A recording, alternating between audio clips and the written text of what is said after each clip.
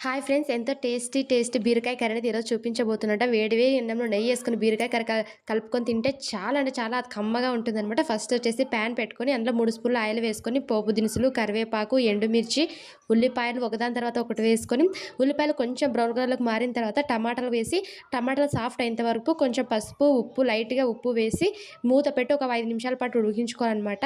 టమాటాలు మొత్తం సాఫ్ట్ అయిన తర్వాత మనం చిన్నగా కట్ చేసి పెట్టుకున్న బీరకాయలు కూడా వేసి వాటినన్నింటిని బాగా కలిపేసుకొని ఇందులో మనం రుచికి సరిపడా ఉప్పు, అలాగే ఒక చిన్న గ్లాస్ ఒక మీడియం సైజ్ గ్లాస్‌తో వాటర్ అనేవి వేసుకోవాలి. ఎందుకంటే మన బీరకాయలో నీళ్ళనేవి ఊరుతాయి కాబట్టి మనకు సరిపోతుందనమాట పులుసు. అండ్ అవి మధ్యలోపు ఇక్కడ మనం పొడి అయితే రెడీ చేసుకుందాము. పల్లీలు, ధనియాల పొడి, కొబ్బరి పొడి, ఒక చిన్న దాల్చిన చెక్క, లవంగాలు, రుచికి సరిపడా కారం వేసి పొడి చేసి పక్కన పెట్టుకోవాలి. ఈలోపు మన బీరకాయలు అయితే మగ్గిపోతాయన్నమాట ఒక 5 నిమిషాల్లో.